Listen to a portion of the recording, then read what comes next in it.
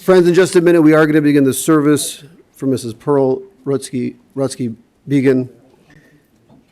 On behalf of the family, I want to thank those of us who are joining us via the live stream. Officiating today's service will be Rabbi Shoshana Nair.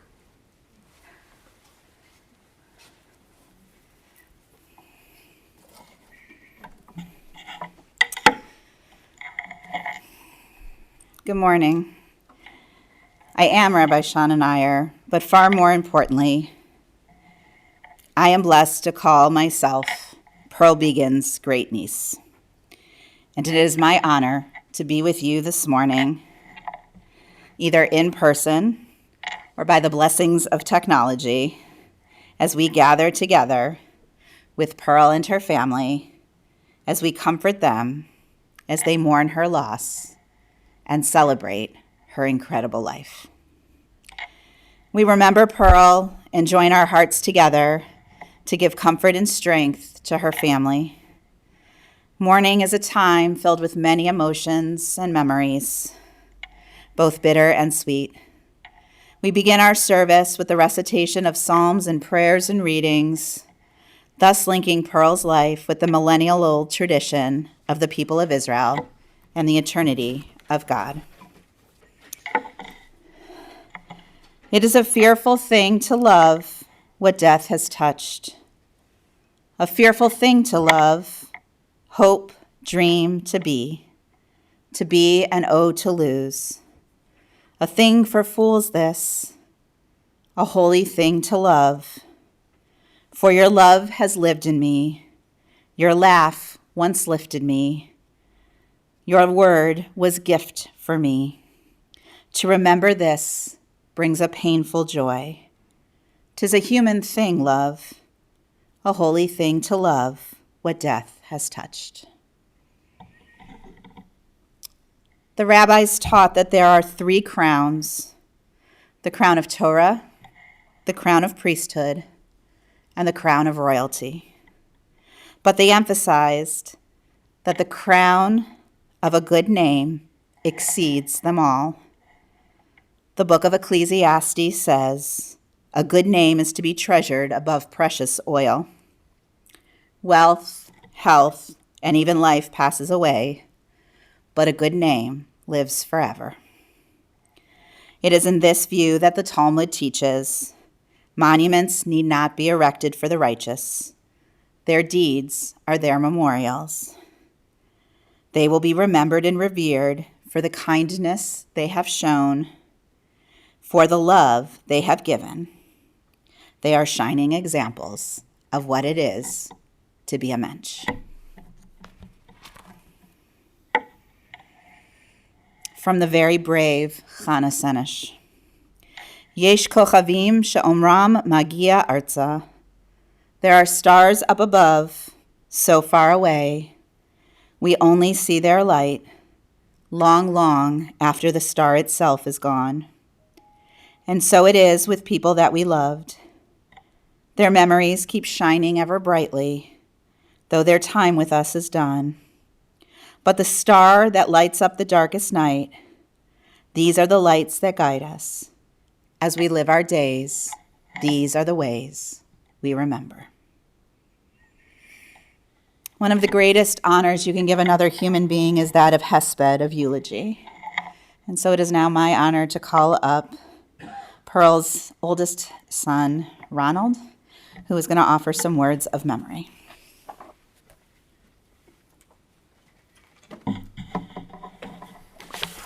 Thank you, Shauna.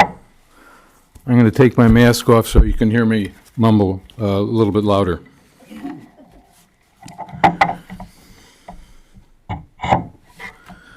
Zisa Chalemus, Mom. I'll explain that Yiddish phrase later. Pearl Rubin was born on May 11, 1920, to Rose and Israel Sal Rubin. Her younger brother, Myron, that is, my Uncle Mike, was born on May 2nd, 1924. The family name used to be Rabinowitz, which means son of a rabbi, and she came from a long line, 18 generations, I've been told, of rabbis.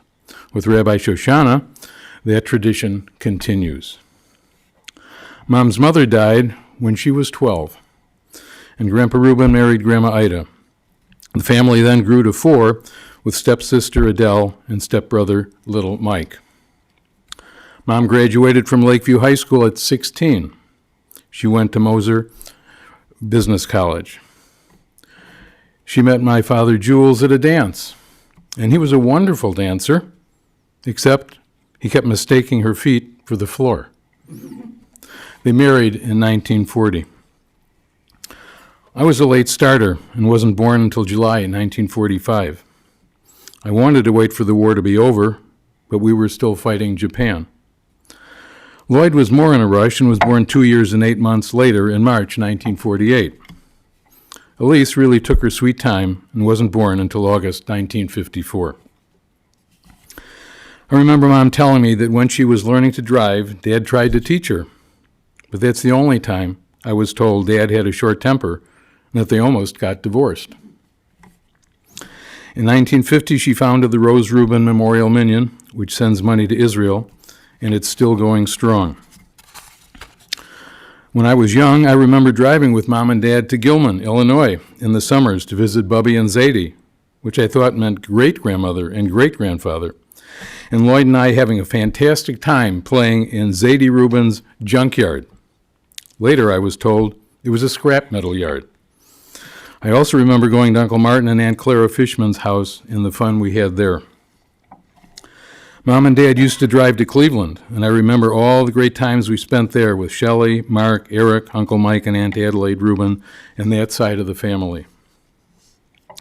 When we were growing up, the worst thing one of us could ever say was, "Shut up." These words were like swear words in our house. Mom's response was, "I'm going to tell your father when he gets home." However, I don't remember anything ever happening. Whenever we were sick, Mom had the best medical advice, without a license. She later worked as a secretary to the administrator at Jackson Park Hospital in Chicago and to the head of the Department of Surgery at the University of Chicago Hospitals, but they still wouldn't give her a license. Mom also was a synagogue secretary, and, unrelated to that, I also remember how much work she did for my bar mitzvah party. She was a stickler for grammar, and that rubbed off on me. And Mom was such a great cook. That's one of the reasons I didn't go away to college as an undergrad. No college food could possibly compare to Mom's. She welcomed daughters-in-law Alene and Helita into the family, along with son-in-law Bob. This was even before each of the three of us got married. When Dad died after 35 beautiful years of marriage, Mom married Marty Begun a year later. Interestingly, when I was going through my first 7 years baby book, about 16 or 20 years ago, I found a Mazel Tov card from Marty and Shirley Begun. Marty passed away after 31 wonderful years of marriage. Mom was the matriarch of these two great families. Mom was very active in Hadassah for about 60 years. She was an area vice president, and she was honored at a luncheon about 9 years ago, and I had the honor and pleasure of introducing her. I remember Mom and Dad talking in Yiddish, which was their first language, when they didn't want Lloyd, Alise, or me to understand what they were saying. Within the past few months, Mom began using Yiddish phrases when we spoke on the phone. She would call me her erste geboren, her firstborn, her teure Sohn, her dear son. Denken der Erbischter, she was thanking God the Almighty for everything and discussing things in general, which she said we couldn't change. Sie geht es, that's how it goes. She'd say, Kennst reden morgen bitte mal. We'll talk again tomorrow. And then we wish each other Zisa Kalimas, sweet dreams, before we hung up. Mom was really with it before her macular degeneration got so bad because she was on Facebook and she Skyped, especially with our grandchildren. Her eyesight was still good enough, though, for her to tell me to stand up straight when we visit her at Gidwitz. She enjoyed going to Shabbat morning services there, and I joined her on a number of occasions before COVID. Mom is also known as Gigi Pearl to her great-grandchildren on the Rutzky side of the family. Our grandchildren, Naphtali, Raphael, and Moira, whom she loved beyond measure. She said that about all her grandchildren and great-grandchildren. And they were fortunate to see her twice this past August when they flew in from Raleigh for 4 days. She loved seeing them and being with them when she lived in Northbrook also. Mom and Marty had a timeshare in Myrtle Beach, South Carolina, and she gave that to Solomon and Sara, and they and the grandkids enjoy going there every summer. Mom and Marty also had a timeshare in San Diego for many years, and Alene and I were able to join them one year. It was delightful. California cousins Jeannie and her late husband Mitch Lieberman also enjoyed visiting Mom and Marty there.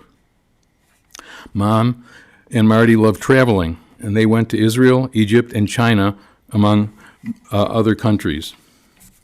One source of spontaneous laughter in the Rutzky household when Lloyd, Alise, and I were growing up was quoting a line or two.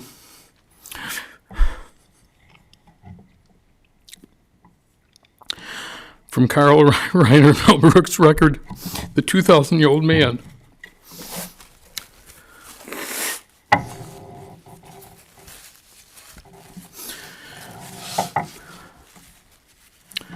I want to especially thank my sister Alise and brother-in-law Bob for all that they did for Mom when she was living in Northbrook after Marty passed away, especially with the move to Gidwitz, and for all that they did for her at Gidwitz.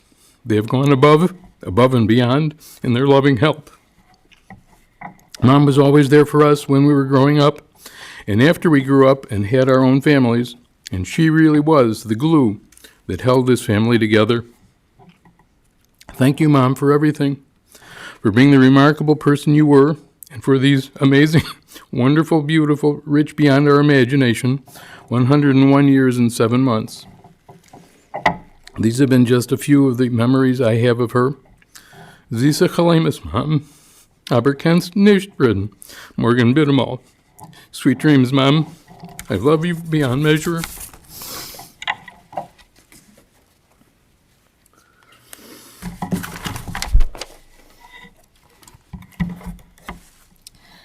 So I'm now seeing it as a grave error in judgment about myself after Ron.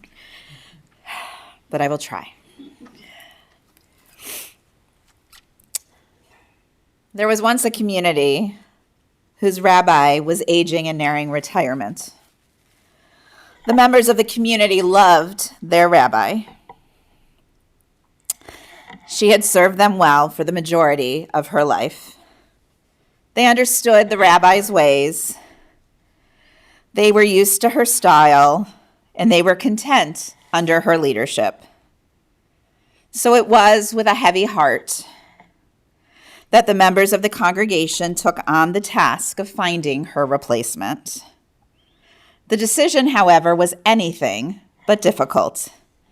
They decided that upon the old rabbi's retirement, they would hire her daughter. They believed this would be the perfect solution. As planned, the rabbi retired, and her daughter began working in the community. It wasn't long before some of the congregants started to notice that the young rabbi's manner was different from her mother's. She followed some of the customs differently. She had a different way of teaching. Her sermons weren't the same, and she interacted with the members in a different way. The congregants were confused.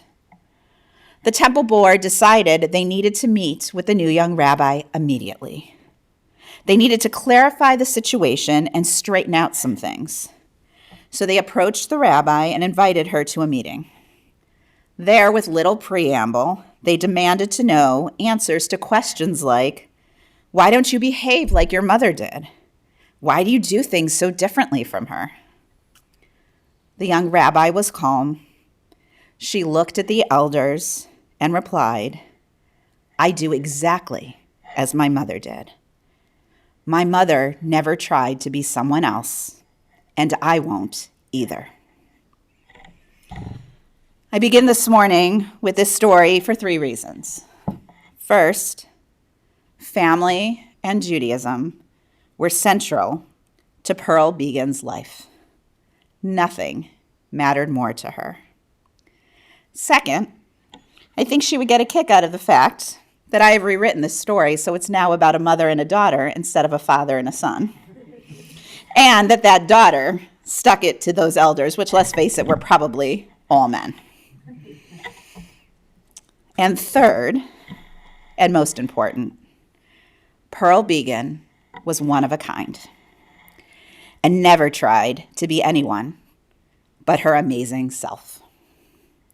She is the person for whom the saying, "God broke the mold when God created her," was written. As her family gathered yesterday to share memories, her granddaughter Katie said the Maya Angelou quote, "I've learned that people will forget what you said, and people will forget what you did, but people will never forget how you made them feel," kept coming back to her and reminded her of her Nana. Katie said that as a self-appointed, cockeyed optimist, Pearl helped you feel positive, no matter what was going on in the world. Pearl grew up during the Depression and lost her mom, who was sick much of her life at a young age. Yet she still had fond memories of her childhood. She knew she was lucky because her father owned a grocery store, which meant she always had food on the table and to eat. And she loved the time she got to spend with grandparents, aunts, uncles, and cousins. And Pearl always spoke about how blessed she was to find love twice in her life with two incredible men. As a young woman, she worked with a man named Noah Fox. He was always talking about his friend Julie, who Pearl assumed was female. So one day when Noah said, "I really think you should date my friend Julie," she was thoroughly confused. Once the matter was cleared up, they did meet, as Ron said, at a Yom Kippur dance, because apparently that was a thing. And the rest, as they say, was history. Together, Julie and Pearl had 3 wonderful children, Ronald, Lloyd, and Alise. Ron may have summarized it best yesterday when he said, "She had a good life, and we had a good life because of her." As she aged, each of you, in your own way, showed your love for her. Ron, she could set her clock to your daily calls. Many times I was visiting and the phone would ring, and Aunt Pearl would look at her watch and say, "Oh, that's my daily call from Ron." And I know she treasured those calls, both in content and in consistency. And Lloyd, you are the family historian. The untold hours you spent with Aunt Pearl and all the family photos, making sure that our story was recorded for future generations. The time with her was your gift to her. The family history you recorded is your gift to us. And Alise, I am not sure you could have been any more devoted to your mom than you were. You did everything within your power to make sure her needs were not only met, but that she had the best of everything. That she was comfortable and cared for and felt surrounded by love. And this was never a burden for you, but a true act of love and devotion. And your mom knew it. And she felt it every day. And I'm going to breathe now. Some of the greatest gifts you all gave your mom were the happiness you found in your spouses, Alene, Helita, and Bob, and the immense joy Pearl found in your children, Jenny, Saul, Katie, Liz, and Miriam of blessed memory.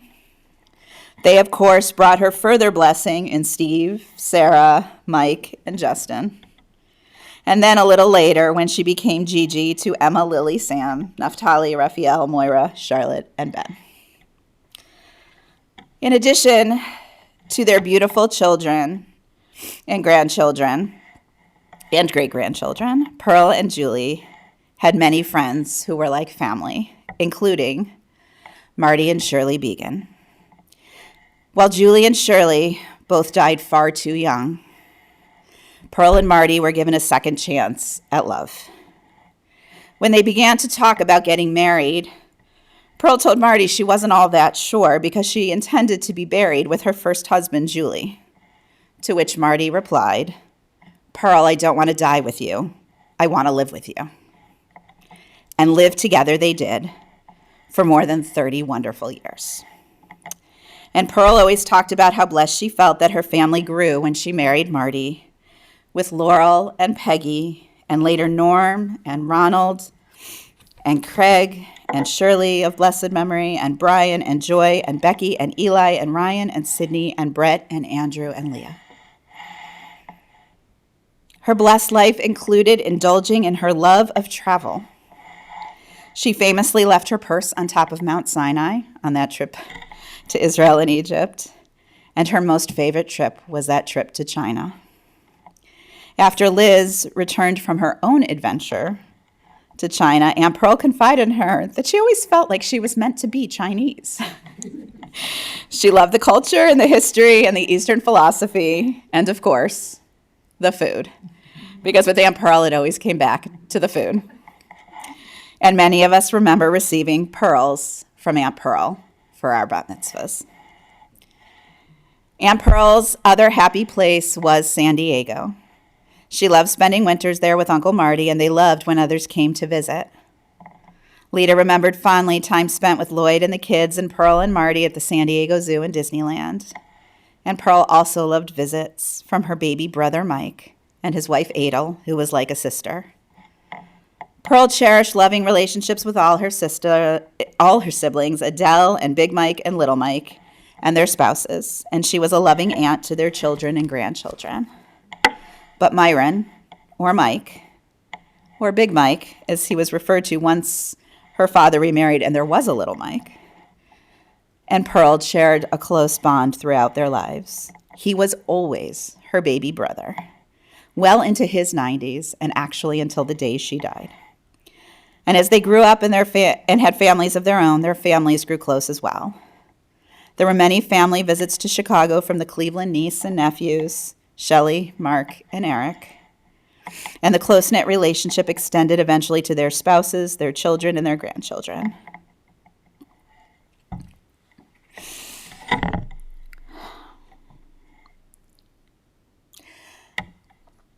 She was especially close to Shelley. I'll get there, I promise. Who she thought of like a daughter. And I can tell you personally, I have many childhood memories of visits with Aunt Pearl and Uncle Marty at their home on Brett Lane. Now, lest I leave you with the impression that Pearl was perfect, although she was darn near close, she could have a stubborn streak. There was the time she dropped her glasses in the airplane toilet on a trip, and she insisted that the hazmat team come and retrieve them once they landed. And then there was the time that Bob arrived at her house on Brett Lane in the middle of a snowstorm, and Aunt Pearl was walking to the main road so she could hitchhike to get to downtown to meet Marty because they had plans, and a little snow was not going to stop her. She also had a pretty stubborn notions when it came to herself and aging. Well into her 80s, she would volunteer at the nursing home and talk about all the old people she worked with. And when she moved into Gitwitz at 98, she talked about everyone who was taking naps every day. When Alise casually suggested that maybe she'd like to take a nap, she balked and said, no, they're for the old people. And at 77, when they needed our craziest relative to lead the conga line to Hot, Hot, Hot at Sarah Rubin's bat mitzvah, we were all in full agreement that that was Aunt Pearl, and she lived up to the hype. She was always so young at heart, you almost thought she would live forever. And I do believe it is why she had such a good, long, and fantastic life. That, and at the end, she had another secret weapon, her caregiver, Diana. Without her both helping Pearl physically and lifting her spirits mentally, especially when there were no visitors permitted at Gitwit's, Aunt Pearl would likely not have lived as long as she did, and certainly not as happily. Aunt Pearl found great joy in reading. Jenny shared that Aunt Pearl used to love to talk about how when she was a child, her greatest fantasy was to get a large suitcase, fill it with books, then get a room at a hotel and just read and read and read and read. She loved that Emma was a reader and loved to tell her that story. Aunt Pearl also loved to learn. She took classes into her 90s. She loved all kinds of subjects and especially loved the classes the temple offered.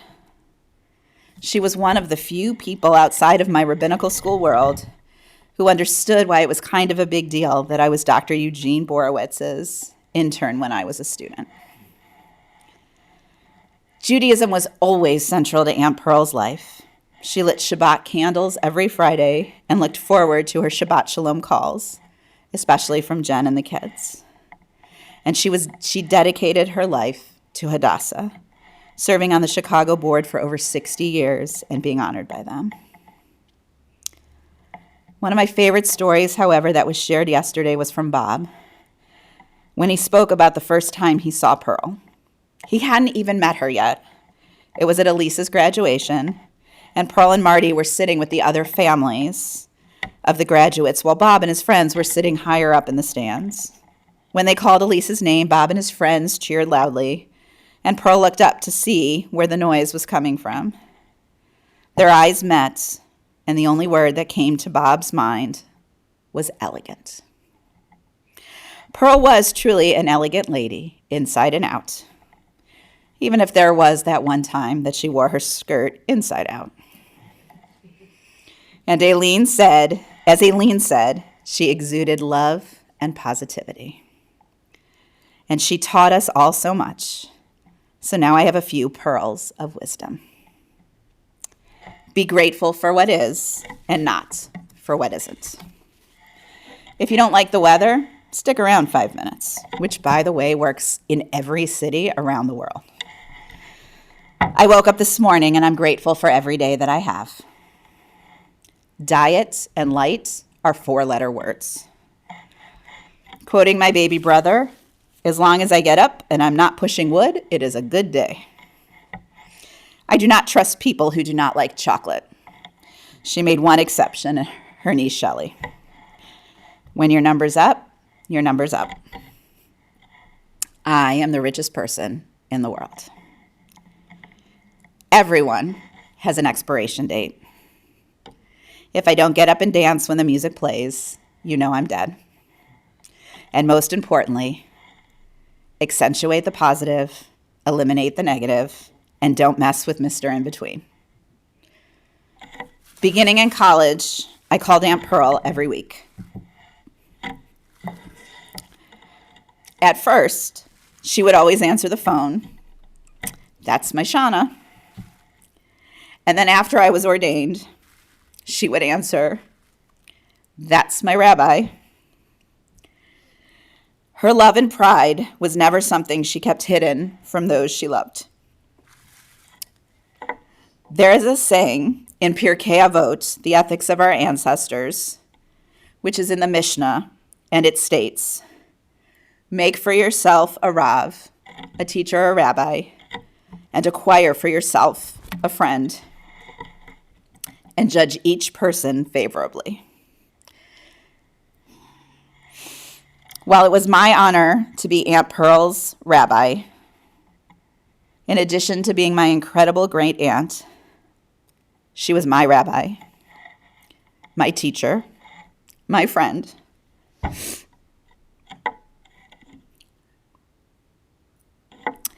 And she taught me to judge everyone favorably and view life positively. Deep breath. She was truly one of a kind, and while I always used to say she was who I wanted to be when I grew up, she would not have wanted that. We can honor her memory best, not by trying to be her, but by trying to be our best selves and by living the lessons she taught with her amazing and beautiful life.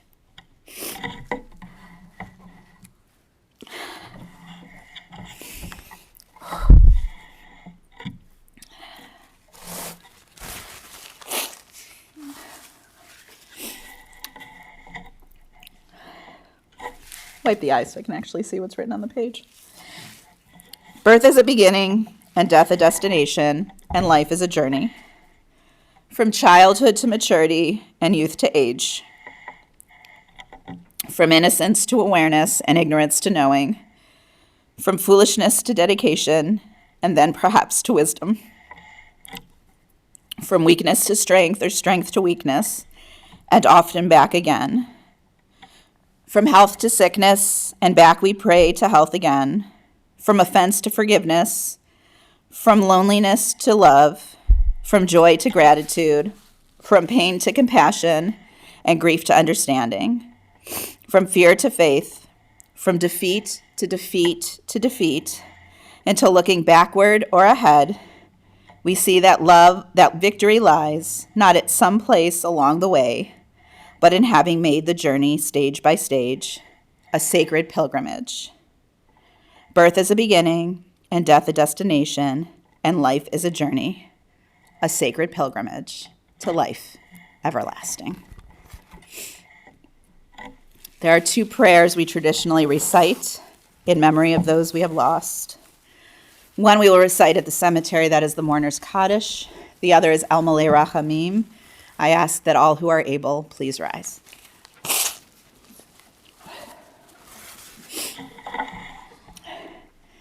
El Malei Rachamim, Shochein Bamromim, Hamsei Menucha Nechona, Tachat Kanfei Ashkina, Im Kedoshim Utorim, Kazor Harachia Masirim, Et Nishmat Perel Bat Yisrael Verezel, Shahalacha Le'olama, Ba'al Harachamim, Yistirehas Beseter Kanafav Lolamim, Vayitzror Bitzror HaChaim, Et Nishmata, Adonai Hu Nachalata, V'tanuach Bashalom Al Mishkava, V'nomar, Amen.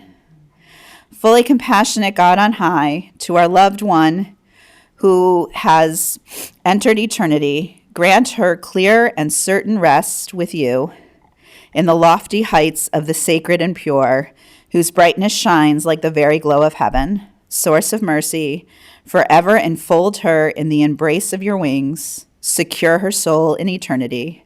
Adonai she is yours. May she rest in peace, as we say together. Amen. And we conclude this morning with, or this portion of our service, I should say, with the 23rd Psalm.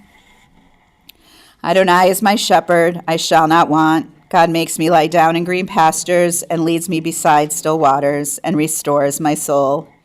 You lead me in right paths for the sake of your name. Even when I walk in the valley of the shadow of death, I shall fear no evil, for you are with me. Your rod and your staff, they comfort me. You have set a table before me in the presence of my enemies. You have anointed my head with oil. My cup overflows. Surely goodness and mercy shall follow me all the days of my life, and I shall dwell in the house of God forever.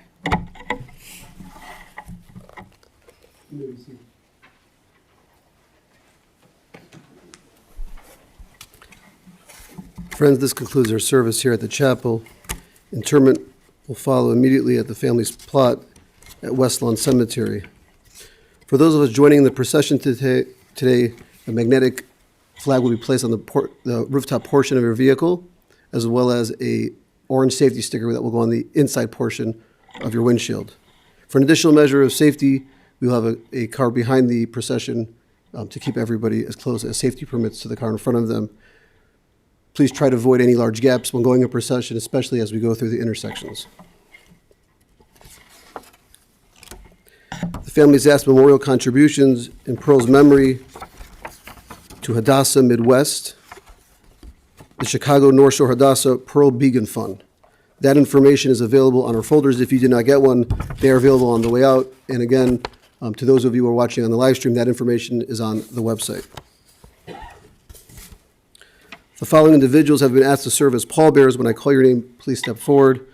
Mark Nair, Mark Rubin, Eric Rubin, Mike Gerber, Steve Serota, and Bob Gross.